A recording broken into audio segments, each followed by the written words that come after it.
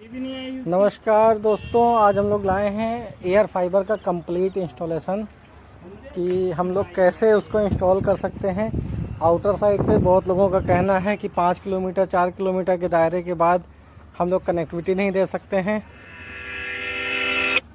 तो हम लोग लाए हैं ऐसा नेटवर्क की दिखाना। हम लोग चाहते हैं कि 10 किलोमीटर तक ये हम लोग जो कनेक्शन जोड़ रहे हैं, देखिए पीछे हमारे दिख रहा होगा आपको, ये 10 किलोमीटर दूर से कनेक्ट है।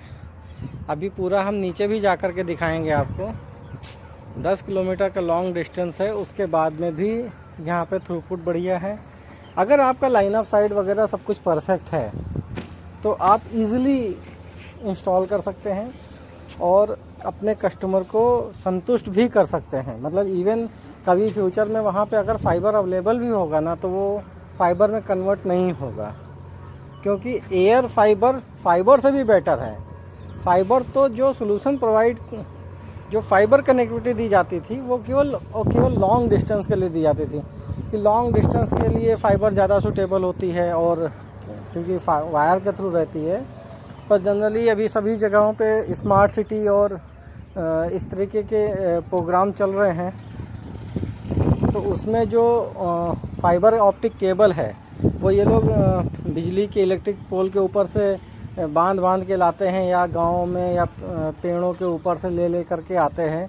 तो ऐसे में क्या होता है, जब नगर निगम का कोई दौरा पड़ता है या पीडब्ल्यूडी का कोई दौरा पड़ता है या कुछ और एक्टिविटीज़ होती हैं, सफाई, नगर सफाई की चीज़ें होती हैं, तो उसमें वो सारी ऑप्टिक केबल जो अननेसेसरी अनवांटेड लोग लगा गए हैं, कभी बिजली विभाग वाले काट देते हैं क्योंकि उनके खंभे पे विदाउट परमिशन लोग लगा के छोड़ देते हैं, और कभी नगर निगम वाले काट ले जाते हैं क्योंकि भाई बहुत सारी केबल का जाल फैला रखा होता है इन लोगों ने, वो भी अनऑथराइज तरीके से। तो ऐसी उपभोक्ताओं में वैसे भी फाइबर कटती रहती है। और चूँकि फाइबर में एक चीज़ और है कि अगर मान लो कोई डिपार्टमेंट अगर नहीं भी काट रहा है केबल, साफ़ सफाई नहीं भी हो रही है, उस कंडीशन में एक दूसरे का जो कंपटीशन करने वाले लोग हैं वही एक दूसरे की केबल काटते रहते हैं। तो ऐसे में सबसे बेटर सोल्यूशन है भारत, मतलब कोई भी प्रकार का वाईफाई अगर प्रॉपर लगा है तो फ़िलहाल हम लोग बीएसएनएल का एयर फाइबर का इंस्टॉलेशन दिखा रहे हैं, जो कि बहुत ही बेहतरीन सर्विस प्रोवाइड करता है आउटर क्षेत्र में, और इवन सिटी में भी। हम लोग तो सिटी आउटर सब कुछ कवर करते हैं, बेहतरीन चलता है और हमारे सारे कस्टमर संतुष्ट हैं। Each and every customer are satisfied of Bharat air fibre connection. मैं आपको दिखाना चाहता हूँ, ये देखिए साइट के बारे में दिखाना चाहता हूँ। एक साइड है, ये देखिए एकदम आउटर रूरल एरिया है, पूरा गांव, कुछ नहीं है दूर दूर तक। ये नगर निगम का वेस्ट प्लांट है, ये वेस्ट प्लांट है नगर निगम का। यहाँ पे ये देखिए सब काम चल रहा है, ये बाबा बुलडोज़र भी चल रहा है, और ये सारी एक्टिविटीज़ हो रही हैं यहाँ पे। ये पूरा वेस्ट प्लांट है, यहाँ पे डीएपी खाद वगैरह बनती है वेस्ट मटेरियल से। और ये हमारा इंस्टॉलेशन, लोग कहते हैं डिवाइस हिल जाती है, घूम जाती है, सब हो जाता है।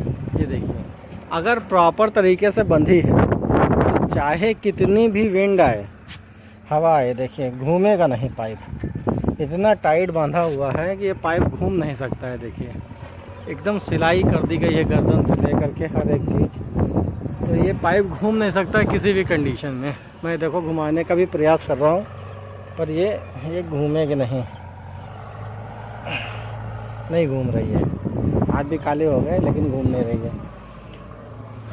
तो अगर आपका इंस्टॉलेशन प्रॉपर है, इंस्टॉलेशन यदि आपका प्रॉपर है तो डिवाइस तो घूमने से नहीं रही, वो नहीं घूमेगी, चाहे कितनी भी हवा आए, कुछ भी आए, उसको नहीं घूमना है। और टावर तो जो बीएसएनएल के टावर होते हैं वो तो एकदम फिक्स होते हैं, वो तो वैसे भी नहीं घूमेंगे। अब रही बात इसकी, देखिए हाइट भी हमने कितनी दे रखी है, ठीक है। ये चूँकि 2 फ्लोर की बिल्डिंग है, ये भी हम आपको बता देना चाहते हैं। देखिए 2 फ्लोर की बिल्डिंग है, तो हम लोग इसकी हाइट 2 फुट के ऊपर से 20 फीट दिए हुए हैं। बस इतने में ही इतना आ रहा है, क्योंकि हम लोग लाइन ऑफ साइट चेक कर लेते हैं सॉफ्टवेयर में डाल के, उसके बाद ही हम डिसाइड करते हैं कि कितना हाइट चाहिए होता है साइट पे या कितनी रिक्वायरमेंट है। तो दोस्तों इतना BSNL एयर फाइबर का प्रोसेस केवल इतना ही है। पहले ऊपर ये डिवाइस बन गई, उसमें से एक तार देखिए कैट 6 तार नीचे उतर के आ रही है, कैट 6 तार नीचे उतर के आ रही है, और ये तार हमारे ये पाइप से होते हुए नीचे चली गई अपना जहाँ पे हमको कनेक्टिविटी देनी है, सीधा वहाँ पे चली गई है। और राउटर लगा के हम इसको कॉन्फ़िगर करेंगे, चेक करेंगे, थोड़ा बहुत अगर लाइन अप करना होगा वो करेंगे, और आपको स्पीड भी दिखाएंगे, सब कुछ दिखाएंगे। तो मेरा कहने का मतलब ये है कि जो भी इंडस्ट्रियल क्षेत्र के लोग हैं, जो अपनी फैक्ट्री चला रहे हैं या कुछ कर रहे हैं, तो उस कंडीशन में उनको इंटरनेट चाहिए होता है। और वो कई जगहों पे हमने देखा जो लोकल इंटरनेट प्रोवाइडर होते हैं वायरलेस के, उन लोगों ने जो है वायरलेस की छवि ख़राब कर रखी है कि वो 5 Mbps 3 Mbps 2 Mbps का स्पीड देते हैं और ये कह देते हैं कि वायरलेस में स्पीड नहीं आती है, ऐसा है वैसा है। तो ये सब चीज़ों का प्रामाणिकता हम नहीं देते हैं, क्योंकि सारी टेक्नोलॉजी वायरलेस पे ही चलती है। हमारा आपका फ़ोन 4G हो 3G या आने वाले टाइम पे 5G भी चलेगा तो थ्रू वायरलेस कनेक्शन पे ही चलेगा। यदि वायर्ड कनेक्शन पे चले तो हम लोग के पास मोबाइल फ़ोन वायरलेस वाले ना हो, वायरलेस सिग्नल पे ना हो। वायरलेस सिग्नल का बस सिलेक्शन महंगा क्यों पड़ता है? वो महंगा इसलिए पड़ता है कि फाइबर ऑप्टिक केबल बहुत सस्ती आती है, लेकिन हमको ना केबल में कैट 6 केबल चाहिए होती है, और इसमें लॉन्ग डिस्टेंस या डिस्टेंस वाइज हमको CP भी सेलेक्ट करना पड़ता है कि हम कौन सा CP दें कस्टमर को। तो ऐसा करने से क्या होता है कि इंडस्ट्रियल एरिया वाले लोग ये सोचते हैं यार इतनी स्पीड नहीं आएगी तो फाइबर छोड़ दो, कोई ऐसे भी जियो का वो कुछ हॉट स्पॉट ले लो या एयरटेल का हॉट स्पॉट ले लो, उससे काम चला लो, पर उससे उनका काम चलता नहीं है। वो चला लेते हैं कैसे भी अपने मन को तसल्ली देने के लिए, पर वो काम प्रॉपर हो नहीं पाता है, क्योंकि फैक्ट्री में CCTV भी होती है, फैक्ट्री में अटेंडेंस भी होती है, बहुत सारी चीज़ें होती हैं जिसको उसका ऑनर दूर से बैठ के मॉनिटर नहीं कर पाता है। इसके लिए ब्रॉडबैंड होना, इंटरनेट होना तो बहुत बेसिक सी रिक्वायरमेंट है, जो कि मेरे हिसाब से सभी इंडस्ट्रियल एरिया में होनी ही चाहिए। इंडस्ट्रियल हो, कॉरपोरेट हो, पर्सनल हो, सिटी हो, आउटर हो, तो लगभग सभी जगहों पे ज़रूरत पड़ती है। तो अब हम आपको दिखाते हैं नीचे का कॉन्फ़िगरेशन। ये तो ऊपर का पार्ट हो गया, नीचे का अभी हम आपको दिखाते हैं कैसे हमने इसको कॉन्फ़िगर किया है। वीडियो लंबा ना हो तो डिवाइस हमने पहले से कॉन्फ़िगर कर रखी थी, बस मैं आपको इतना ही बताऊंगा कि ये देखिए कनेक्ट हो गया है और ये स्पीड बहुत बढ़िया देता है, इसमें कहीं कोई प्रकार की शक नहीं है। जैसा कि हम लोग अब नीचे का कॉन्फ़िगरेशन चेक करते हैं कि कितना स्पीड आना चाहिए। हमारी सारी लाइन ऑफ साइट सब कुछ एकदम क्लियर है, उसके बावजूद हमें कितनी स्पीड आनी चाहिए यहाँ पे, तो वो चेक करने के लिए हम स्पीड टेस्ट करके देखते हैं। अभी जो प्लान है वो 699 प्लस GST का है, जिसमें 3300 GB अनलिमिटेड डेटा है, प्लस 40 Mbps की स्पीड है, अनलिमिटेड कॉलिंग है। तो अभी हम लोग देखते हैं कि स्पीड टेस्ट करके कि कैसे कितनी स्पीड आ सकती है, ये देखते हैं।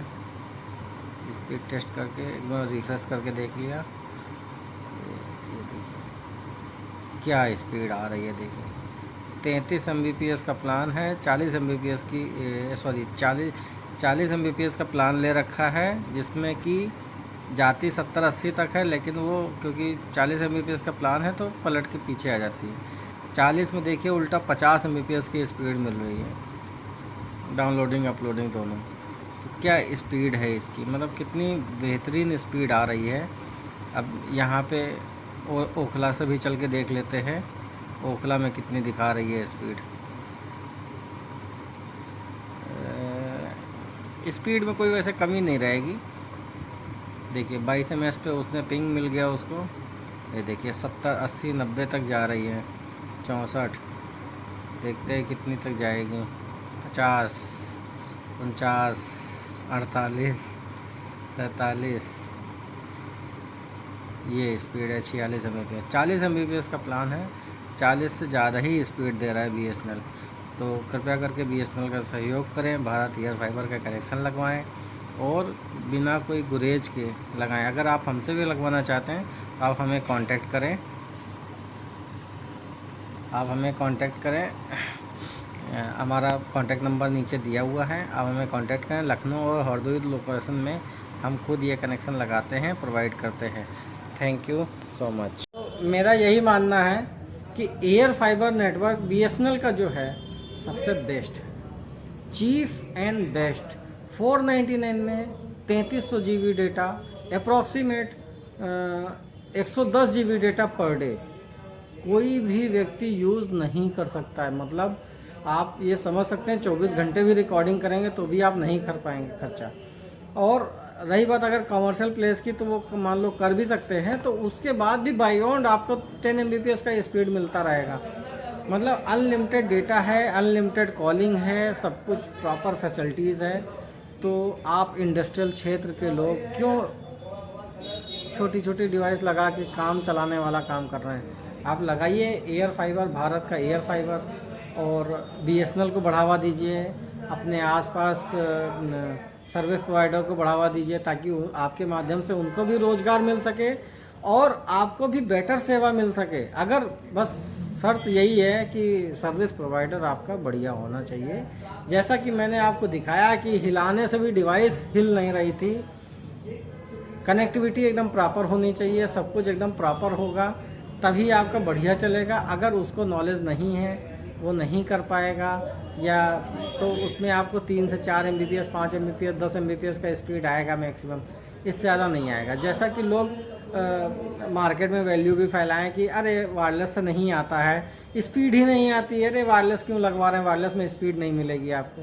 तो वो सब के सब लोग गलत कहते हैं।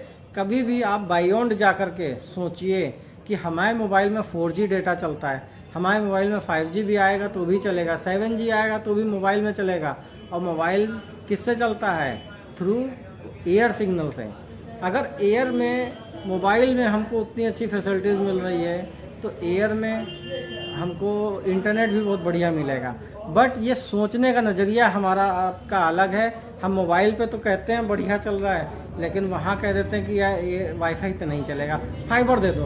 और फाइबर में क्या होता है, रोज़ बुलडोजर काट रहा है, ट्रक तोड़ रही है, कंप्यूटर काटे दे रहे हैं, पेड़ गिरा जा रहा है, बंदर तोड़े दे रहे हैं। तो उसमें क्या है कि आए दिन आपका नेटवर्क बंद रहेगा।